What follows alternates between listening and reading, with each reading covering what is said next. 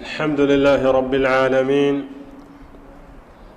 وأصلي وأسلم على عبده ورسوله محمد وعلى آله وصحبه أجمعين، أما بعد.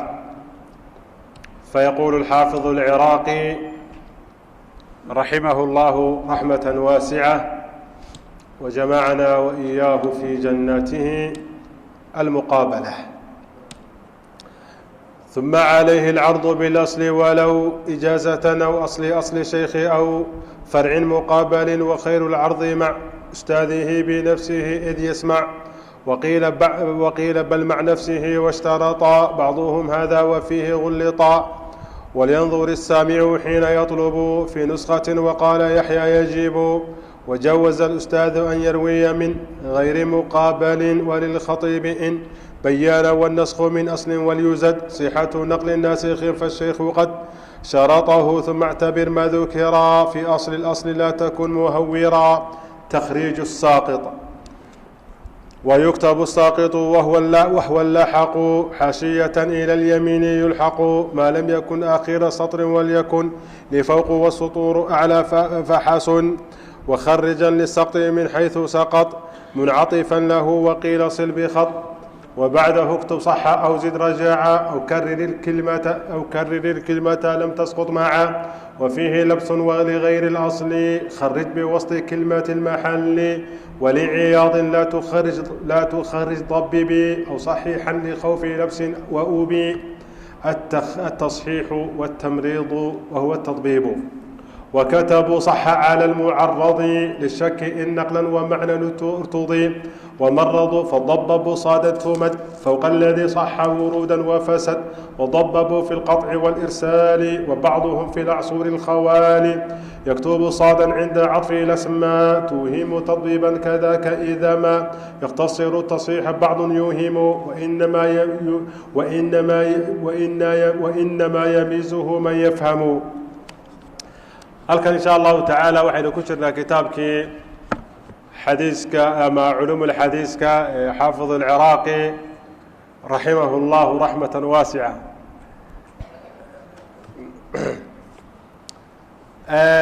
waxaynu ku jirnaa weli sifatu kitaabati alxadiisi wa dabdihi, xadiiska nabiga calayhi salaatu wasalaam sida loo qoro iyo sida loo dabdiye loo sugo. waxaynu ka soo baxnay masaa'il la xidhiidha qaabka xuruufta loo xarakaynayo ama loo waxa weeye ama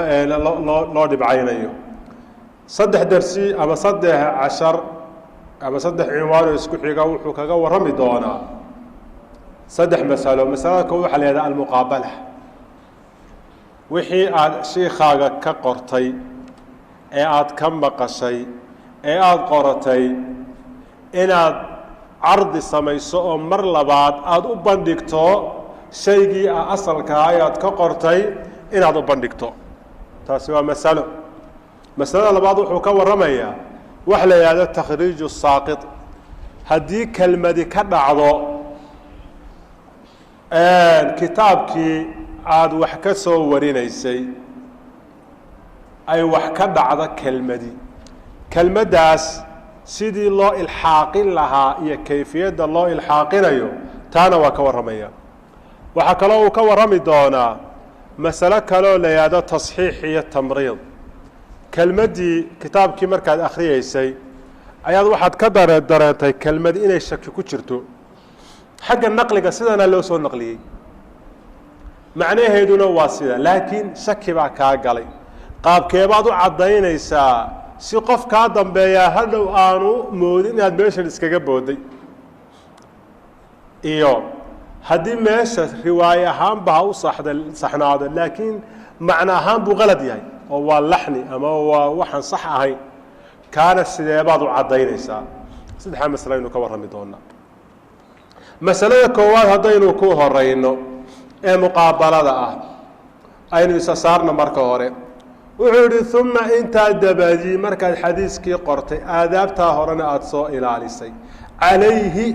korkiisa waxaa saaran aalibulxadiidka alcardu inuu bandhigo oo wixii uu qoray uu u bandhigo bilasli أصلكي وحدي كصوري حديث كان ولو إجازة أي ولو كانت الرواية إجازة وحكى كصوري تدرق وحلوري إجازة كم هاي وحنا كم إذا سماع عرض مرك إجازة هالنقطة كتاب باشيخ كقول كتاب كيجا وانكو إجازي مركز وحكى نقل الصو وحي هذا نقل الصي وإن أبندكتا وحي له إجازي أو أصل الشيخ إلا بندقة أيها كركيس صارا أصل إلا بندقة أو لا واحد كعد فيسا بالأصل لا صد كعد فيسا بالأصل إلا بندقة أو أما أصل الشيخ شيخاga asalkiisa loo bandhigo sheekhaga asalkiisa uu ka soo wariyay sideedaba sheegad wax ka warisay ee xadiiska kala kulantay kitaabka asal baa la yiraahdaa kaagana waxa la oranayaa farac marka sheekhaagaasi ka uu faraca ka yahay asalka uu ahaa haba noqotee waa inaad waxa weeye mid u bandhigta aw ama farcin muqaabalin waa suurada afraado ama saddexaado asalkii sheekha madhelin asalkiisina madhelin laakiin waxa heshay asal maxaa farac sheekhaga loo muqaabaleeyay oo ardi loo sameeyay waa ayaad ka waxa weeyaan marka saddex suuradoodba ka soo baxay ardiga asalkii sheekhayna haysato وهذا هو الافضل iyo asalkiisii waa laba iyo farac asalka sheekha loo muqaabaleeyay saddexda mid buu noqonaya hadaba wa khayrul ardi inta markuu dhameeyo wuxuu tilmaamaya qaabka ardiga loo sameeyo wa khayrul ardi ka ugu khayr badani ma ustaadkiisa iyo sheekhiisa la jirkiisa binafsihi inuu ku ardiyo weey id waqti yasma'u maqlayo ardiga sameeyo inuu waxa weeyaan isagu uu tawalliyo oo kitaabkiisina isagu haysto kii kalena sheekhu haysto oo dabadeedna sheekhuna uu sidaa u akhriyo oo deedna uu ka saxdo ama ardaygu baa akhriyo sheekhuna uu saxo waqiila waxa la yiri bal ma nafsihi ba khayr badan inuu isagu isu qabto oo labadii kitaabba asalkiiyo farciiba isla dhigaya farciisu akhriya haddana wuxuu eegayaa asalkii haddana uu eegayaa saas uu sameeyo واشترط وشرطين بعضهم علماء بركود هذا كان ضمبه oo aynu shardi bayahay inuu isagu aanu cid kale eeginay labada kitaab ba iska rab dhigo labada kitaab ba uu isu eego وفيه قول كان ضمبه غلطا غلط baa lagu xukmay waa la qalday waa qowl sax ma abalay taasina waa mas'ala ولينظر السامع كم بقليا حين يطلب حين يعرض أما حين يسمع وقت كان عرضك السماين ها إيغو في نسخة ها إيغو وقال يحيى وحولي يحيى وكما يحيى هراينا صامر النووي لكن كان ابن معين يحيى ابن معين وحولي يجيب وبواجب إنه إيغا نسخة مركب عرضك السماين أما سماعة وإنه إيغا نسخة وجوز الأستاذ ومسألة صدحاده الأستاذ أبو إسحاق الشيرازي وحبني أن يروي إنه وريو راوي من غير مقابل أي من أصل كاسو من فرع كاسو غير مقابل المقابل الله الصمين وللخطيب خطيب حوصقنا هذا البغدادي وياني إن بيّن وهدي وعديه إنه فرع كحديثي إن أصل كيسي الله بندقين وهدو عدايو وشرطي والنسخ قونا من أصل وهذا ولبا واليزاد هل كردية شرط صديحاده صحة نقل ناسخ مدك وحصون نقلية نسخية إنه صحيح النقلية هي استغناها الله قدر فالشيخ ابن صلاح قد شرطه كان ضب الشرط صديحات وشرط استي ثم انت كذب هذا اعتبر ايها الطالب طالبو تحقل ما ذكر وحيل الشيء الشروط في اصل الاصل كان اسغنا الشروط كدحراد لا تكن هنقن مهورا قف متهورا او ارما اسغو كفير سن اسك دخغرا نوعا هنقن بوكلي هلك المقابله دي بو تلمامي مقابله سينو تلمامناي وإن كتاب لو بندقو سي الله بصدين اسكو مديهين فلان مقابل فلان هبل بكسه هرتي يا صباح معنى اسكو بيجي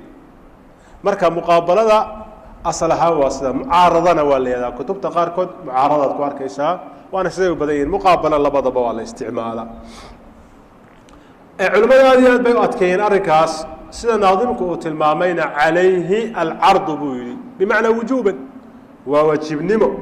قاضي عيادنا سلاس تلماميو ومتعين ولا بد منه بويلي ولا مارمان ابن صلاح سلفت يساسه إيلانيا وجوب كايو إيلانيا خطيب البغدادي الجامع في آداب الراوي كتاب كيسا الحافظ ابن الصلاح عليه الخطيب البغدادي وحو كسر نقلي أثر هشام بن عروة ابن الزبير أي وحليه هي آباه يقول وكما عروة ابن الزبير واروح ما قرتي حديثتي ها وان قري معارضة ما سميسي بقاسوي لا نوصل لم تكتب شيئا محمد قرين هذا مر هذا المعارضة ما سمين وحباد حريق ذي وحنا فلمات قورين هذا الكلام يظلميدا أيا لا يسون نقليي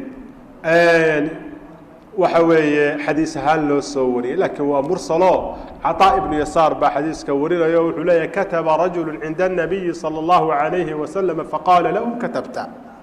نبى النبي أكتيس وحكو قري مركز النبي كل موحبات قرطي مركز سئل نعم قال عرضت ما معارضة ما سميسي قال لا قال لم تكتب حتى تعرضه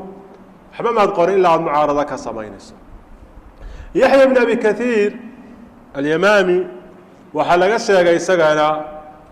كفاية هي جامعة وكجوري خطيب البغدادي إنه يري مثل الذي يكتب ولا يعارض مثل الذي يقضي حاجته ولا يستنجي ما رأيكم هذا؟ نعم يقول السخاوي والتشبيه في مطلق النص في مطلق النقص مع قطع النظر عن شرف أحدهما وخسة الآخر كتشبيه الوحي بصلصلة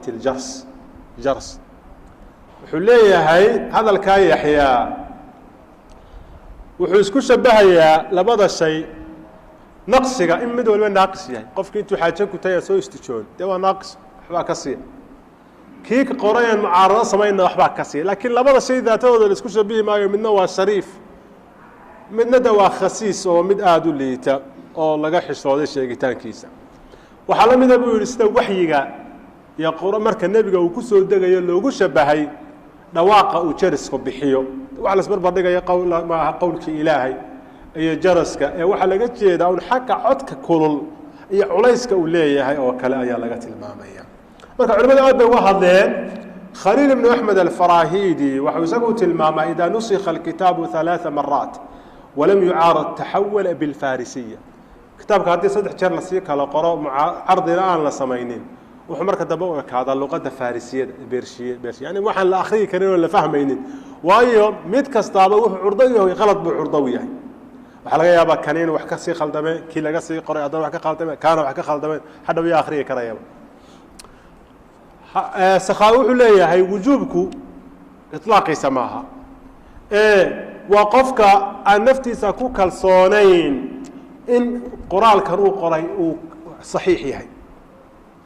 لكن قفك بالعرف بالاستقراء لو قرأت إنه قرآن كيسو غالبا أسعسي هي كواجب كما هي السنة يكوي هي ولهذا ابن عبد البر جامع كتاب كيسا جامع بيان العلم وفضله إلى هذا وحو معمر ابن راشد كسو النقلي إنه يري لو عرض الكتاب 100 مرة ما كاد يسلم من أن يكون فيه سقط أو خطأ فقلت شرداد كتابك كل يبقى غلط واكيل لقى إلى نبي آدم بضت لكن هذا يرى مبالغة كتشرتا بقول شير يرى مبالغة كتشرتا على كل حال وجوبك حالها قاركود بواجب نقونية حالها قاركودنا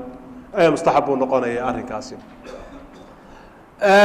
وحطنا marka hadaba qaab loo ardiyo qaabka ugu fiican inay tahay oo suwar baa ka soo baxaya ardigi muqaabaladii inuu kitaabkii isagu qaato labadii kitaabkii laga loo bandhigay ka labadii boo iska rabnigo oo sidaa u daa u soo eego marba mid eego iyo inuu isagu soo qaado shiikhiisuna asalkii hayo kadibna uu akhriyo ama midkood akhriyo taasina waa suuro kale ma inuu isagu nuskhadiisa soo qaato laakiin arday kaloo la socdo hiqo ah ayaa kitaabka haya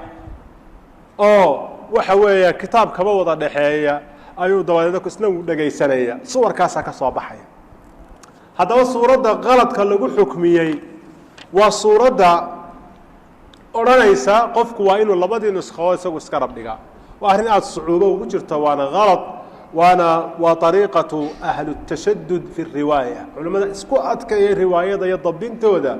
ariiqooda weeye ariiqa saa ugu fiican waxa weeye inaanu cidna u wakiilanayn nuskhadiisana isagu haysto shiikhuna asalkii haysto sidaa dabadeedna ay isula celceliyaan masaladaa markuu ka baxay masale kale uu tilmaamay oo ah annadar ila nuskha ama fi nuskha cinda asamaac arrinka noocaasa waxa weeye si istixbaaba inuu eego ayaa fiican laakiin culimmada qaarkood baa waajibiyey sida khatiib yaxya ibnu maciin iyo moxamed ibnu muslim ibnu waara iyo keyrkoodba waxaa laga qaadanaya hadalkooda wujuub baa laga qaadanaya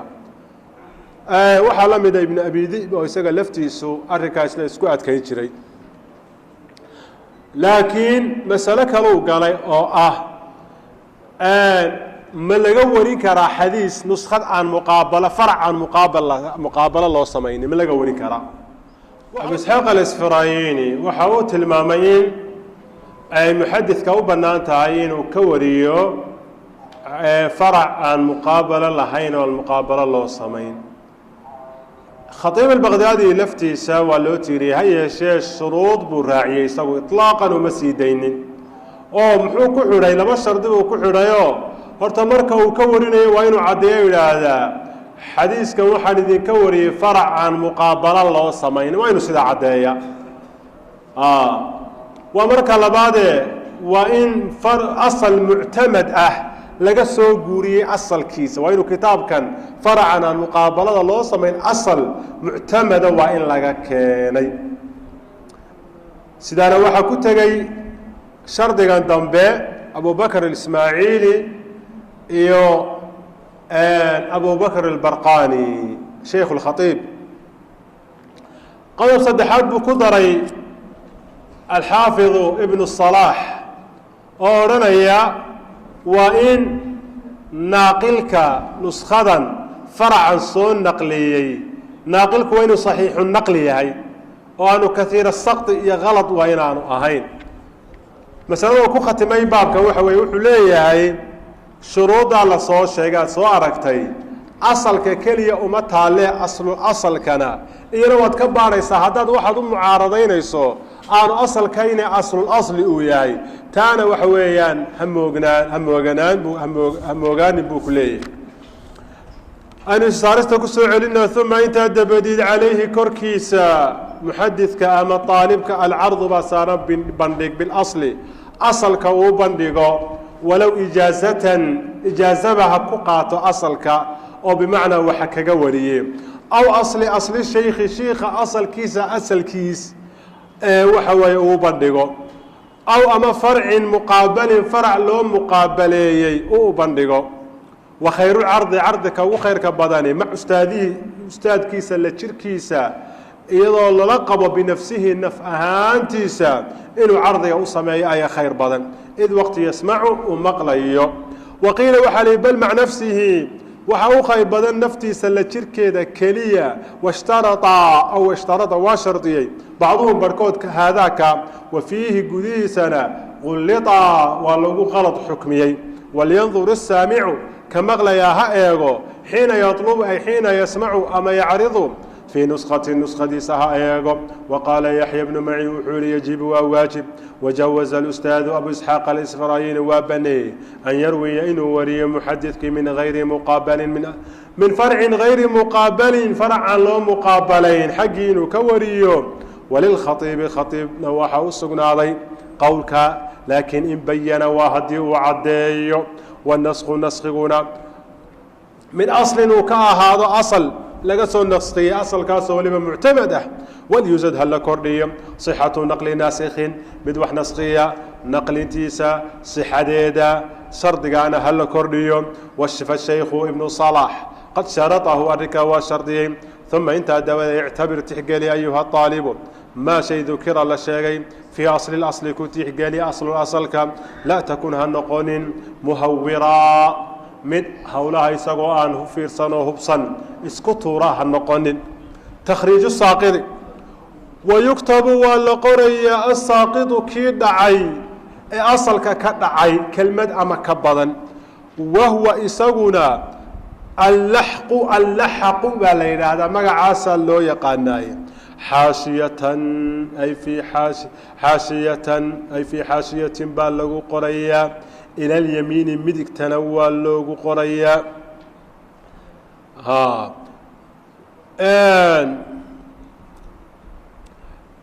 ويكتب والقرية الساقط كي دعي وهو إسقنا اللحق لحق وياني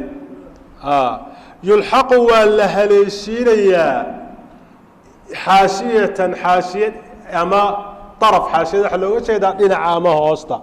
إلى اليمين مدك تحقي دانا أي اللو هليشينيا ما لم يكن انتان النقن آخر سطر صدر كآخر كيسة وليكن هذا لفوق حق صراها هذا والسطور صدردنا أعلى حق صراها النقدان فحسن أي فهذا الفعل سداس الله سمايا حسن ووناك سنادي فحسن معها وفعل الكلمة فحسن ووناك سنادي وخرجا تخريج سمايا للسقط كي دعي من حيث سقط ماشي وكدعي منعطفا حالتين من اللي حينيا له سقط حقي سولي حينيا وقيل وحليل الصلح حريري بخط حريري خطك بمعنى إسقارسي وبعده دبدين اكتب قر صح كلمة دا قر أو زد أما كردي رجع أي رجع كلمة دا كردي أو كرر كلمة دا سوء علي لم تسقط التي لم تسقط كلمة دا سوء بعين مع اللجد وفيه قول كالضنبي أما استعمال كالضنبي لبس ليه قنبا كسوغا ولغير الأصل أصل غير كينا تخريج الصمين بوسط كلمة المحل محل ككلمة دي سبرتا كيدا وقصمين ولعياض قاضي عياض وحا أصغناضي لا تخرج هتخرج ضببي أي ضبب تطبيب صمين أو صحيحا أما تصحيح صمين لخوف لبس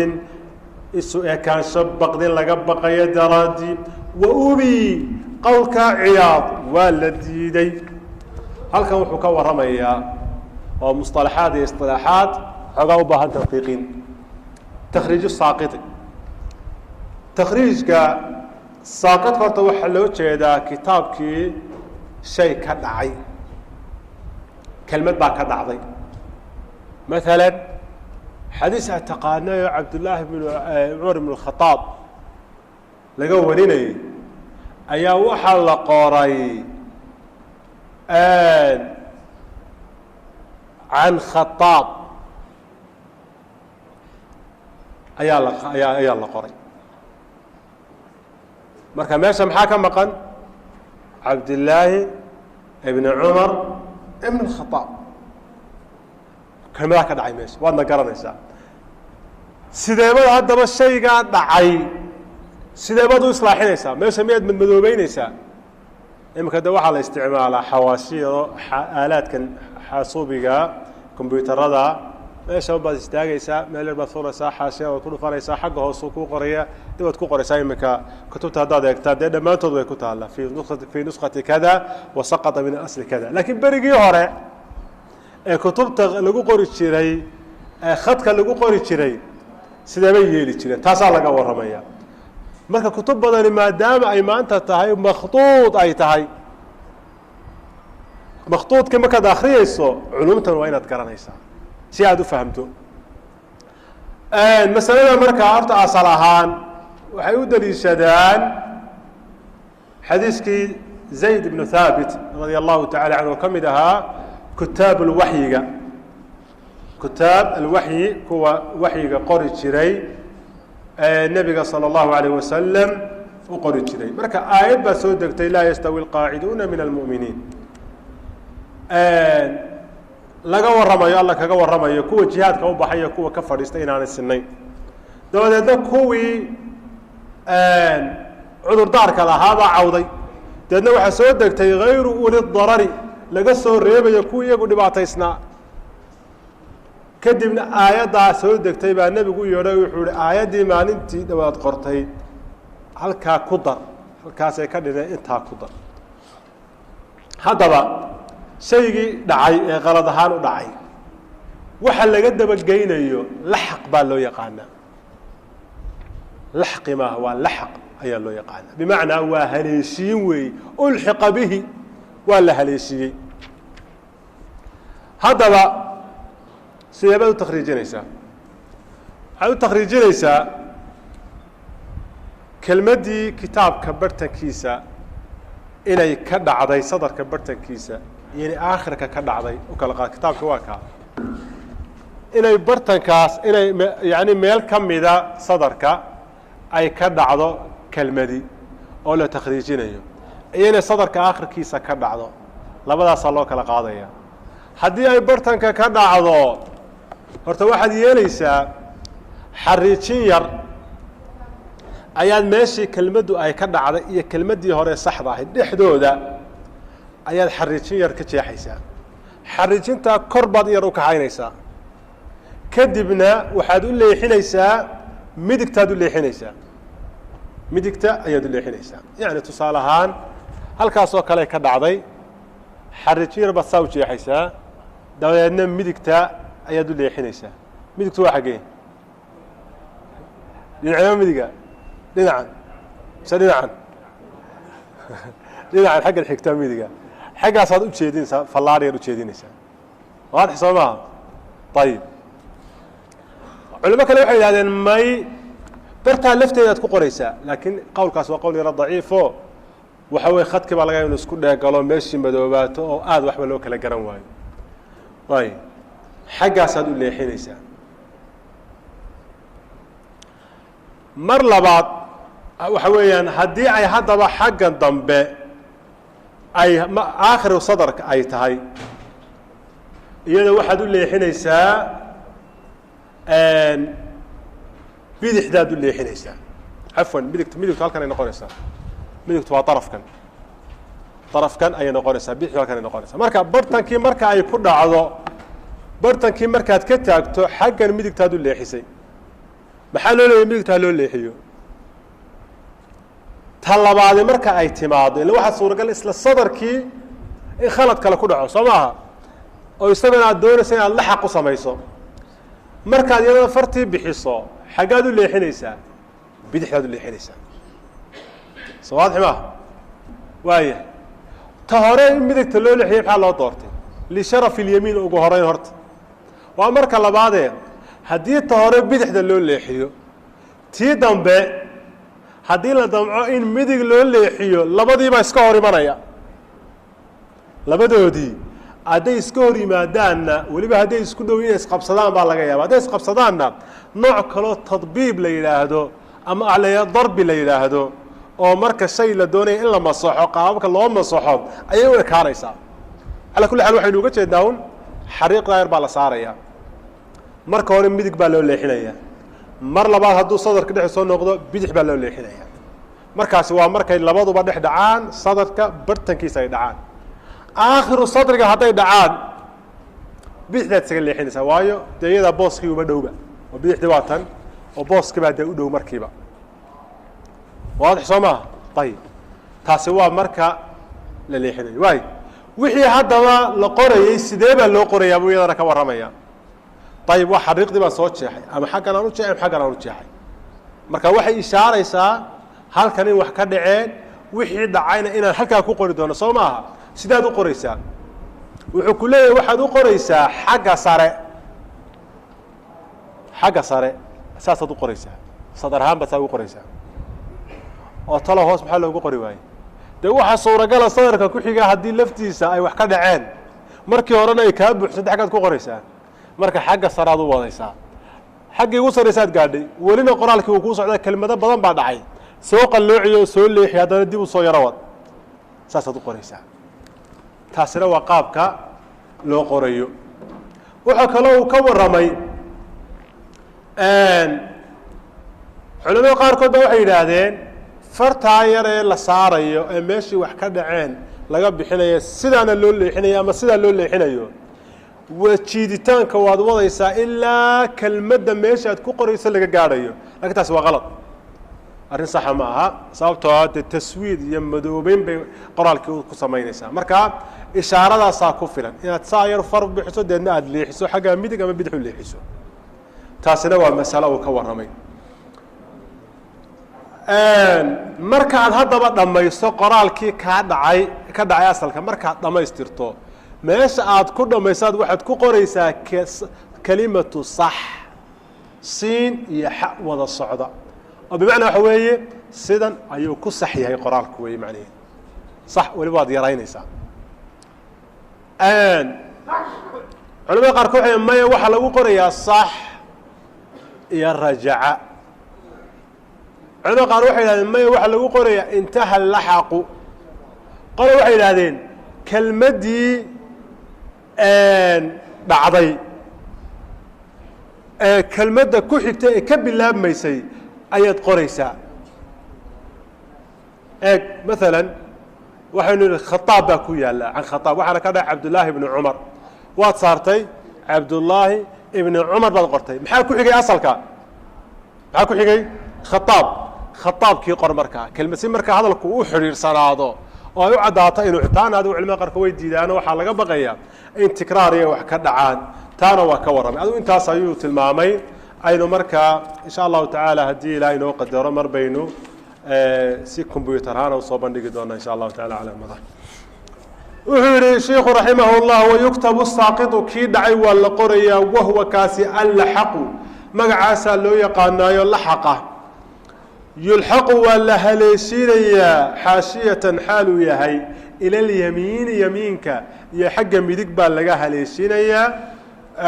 maa lam yakun intaanu ka ahaanin aakhira satrin sadarka aakhirkiisa walyakun ha ahaada haddaba maxay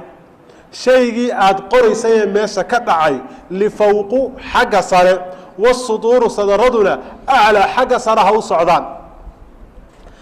faxasuna ay fahaada alficlu xasuna waa wanaagsanaaday wakharijan takhriij samee lisaqti kii dhacay min xayثu meeloo saqada uu ka dhacay barti uu ka dhacay ee labada kelmadda dhacda iyo tii hore dhexdooda ah ka saar muncaطifan xaalaa tahay mid leexinaya lahu isaga oo meeshaad wax ku qori doonto u leexin doona oo meesha ay leenahay xariiqeed buu ka saaraya deedna incaطaaf buu samaynayaa uu qalloocinaya xaggan ama xaggan wa bacdahu intaa kadib markuu la xaqiiqorana oktub qor saxa waa dhammaystirmo waa saxiix yeelay aw zid ama kordhi rajaca kelmaddaa kordhi aw karir kilmata ama kelmadda soo celceli khitaabkii oo kale weeye lam tasqud allatii kelmaddaasoo lam tasqud aan dhicin macan la jir wa fiihi kan dambe gudihiisa labsun ayaa ku sugan waligayri اlasli kharij biwasطi kilmati اlmaxalli halkan wuxuu tilmaamayaa haddii waxaan laxaqa lagu samaynaye la takhriijinayaa aanu ahayn kelmad dhacday ee laakiin ay tahay kelmad la sharaxayo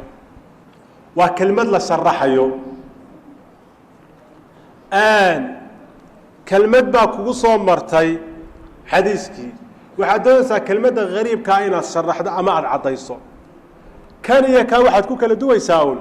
kii hore xaggee laga dhex saarayaa xariijinta waxaa laga dhex saarayaa kelmaddii hore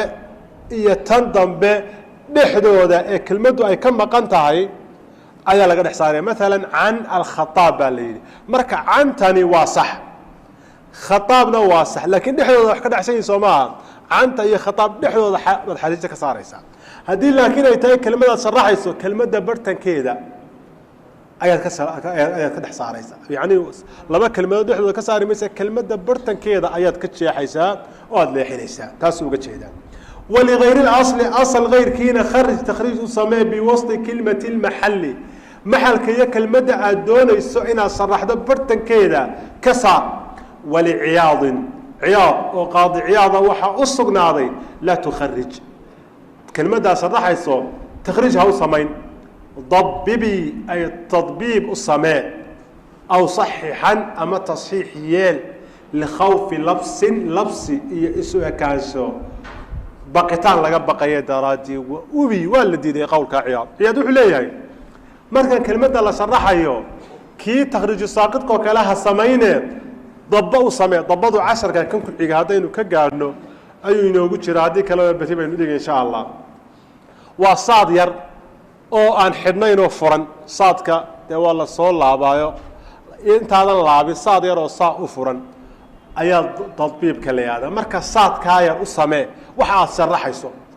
أما صح كلمة صح كقر marka taa waa laga diidayo isagu labsi buu ka cararayo de labsiga ka dhalanaya sidan ayaa ka sii daran marka kelma hadalka ciyaad waxa weeyaan waa la diiday التصحيح والتمريض وهو التطبيب وكتبوا وقارن محدثين صح كلمه سيقارن على المعرض كي waxa weeyaan mucaradka u ahaa ee suura galka u ahaa li shaki ilaga shakiyo irtudi hadii laga raali noqdo naqlan sooraritaan wa macnan iyo macna ahaanba wamaradu way tamriidiyeen fadabbabu way tadbiibiyeen ma maradu saadan saad bay ku tadbiibiyeen saadkaasoo tumaddu lamadayo fawqa alladii kii dushiisa saxa ansaxay wuruudan xagga soo aroorka wa fasad faasid noqday laakiin وضببوا تطبيب بيكلو كسمين في القطع والإرسال إسنادك منقطعها ماشا قطعك كدعي والإرسال إسنادك إرسال كلو كسمين وبعضهم بركوت في العصر الخوالي عصر يدي تجي يكتب وقري صادا صاد بقري بقري عند عطف الأسماء مقعيد مركل يسكو عطفه توهم ويموت قليليسا أما ويديه قليليسا تطبيبا تطبيب بيديه قليليسا كذلك سداس اللمدة إذا يختصر تصحيحا مركا وصوغا بينيو بعض بركود يوهم وديه قليليا وإنما إن كلام ماهي يميزه وحكى لسوعيا من يفهمك وحفهمي هل كان تماما يا كلمة صح هي كلمة صادية ويدنا لا استعمالها صح هذه هدهرنا وينصوا عرقنا مركا أدو كلا إلالي oo labada sax maxaad ku kala soocaysaa de goobta lagu qorayo iyo waxa ka horeeyaba marka saxada nimka uu ka waramayo hadal baad ka shakiday xagga soo raridda iyo riwaayadu waa ku saxsanta oo sidaas aad culimadii ka maqashay macna ahaan uu toosay laakiin shaki baa ka galay kalimatu sax uu ku qor dushiisad ku qoraysaa tii hore saxada xagga lagu qoray hadalkii la saaray ee jawaanibta lagu qoray markuu dhamaaday ba sax lagu qoray halkana kelmadda lafteeda sax marka labada sax yaan iska ka dhixgelin qodobka labaad saadka yar ee la furay tadbiib baa la yiraahdaa tadbiibkana waxa loo sameeyaa waxa way hadalka aan saxay xagga soo aroorka oo sheekhaga saasad uga maqashay laakiin macnaha waa faasid macna khaldan baa ku jira oo bimaana luqaha sax ma aha كان صاد كاير يقول صاد كاير هذا أرتو واحد قرانيسا هذا كان روايان بو صحيح لكن معناها مفاسد يعني تطبيب كا waxa kale ay ku sameeyaan meesha saqdigu ka dhacay laba raawi oo waxa weeyaan inqitaac u dhacay way dhaxyeelaan irsaalkana way dhaxyeelaan culimada qaar kood culimadii hore ahina saadka waxay ku qori jireen marka asaaniida la isku cadfo mesela hadathani muhammad wa hasan wa ali marka labadaagu si aan can loo moodin ayay waxay dul dhigi jireen saad iyo saad bimaana war can maahay waa saddex raawi oo la isku cadfay sida uu la soco sidaana way sameyn jireen culimada qaar koodna saxado ay ikhtisaariyeen bay saad u isticmaali jireen oo saxada intay sax ku qori lahaayeen meesha dootaba ha dhacdeen ay saad yar kaaga dhaceen marka wuxuu waxa soo nada waxa kala sooci karaya qofkii wax fahmayay ee cilmigana garanayay ayaa waxa kala soocaya intaas ayuutana ku tilmaamay isaarkayna ku celino wakatabu waa qoreen muxadithiin saxa kelmadaas ay qoreen ala almucarrad kii mucarradka u ahaa ama curdada u ahaa li shaki laga shakiyo in urtudi hadii laga raali noqday naqla soo raditana wa macnan iyo macnaahan wa maradu way tamriidiyeen oo fadabbabu tadbiib bay u sameeyeen tadbiibku waa saadkaas أي ما مرضوا سو قدر صاد بيكون تطبيبيين صاد كاسو تمد لما ديو فوق الذي كي دشيسا صحي ورودا حق سواروركا وفسد لكن فاسد نقضي حق معنى أهان وضببوا تطبيب بيسميين في القطع إسناد كي منقطع هي والإرسالي كي إرسال كاميشا قطع إرسالك كدعي وبعضهم بركود في العصور الخوالي عصر يدي تجي يكتب صاد بقري عند عطف الأسماء مقعيدا مركا ليسكو عطفهم توهم وحي مود قليليس أما ليه قليليسا صاد كاسي تطبيب كي صوبرتي كذاك وحكو لمذا إذا ما يختصر إذا اختصر ما دو إسكزا إذا قرط وكوبيو أما وصورورين التصحيح كلمة تصحيح صحاء أو صاد يحابي ككوبني حادي إسكري أنا مكسسات كلي قران بعض بربا استعمالي شري يوهم كاسو مود قلي وحوي وديه قليليا أو وهمي بوجي كيليا وإنما إن كلام ما هي يميزه وحا أكو شيء رموزه وحا كلا سوعية من يفهمه كي علمي فهمي أيا كلا سوعية ككلا دو كل حوالينيا مركا وحكو إشارة سفي عنه فهم سادو كلا صعده وهذا قمد نقطة من أهل الفهم كوا وح فهم سادو قمد نقطة الكاسين وجوجيا والله تعالى أعلم وصلى الله وسلم وبارك وأنعم على عبده وخليله محمد وعلى آله وصحبه أجمعين.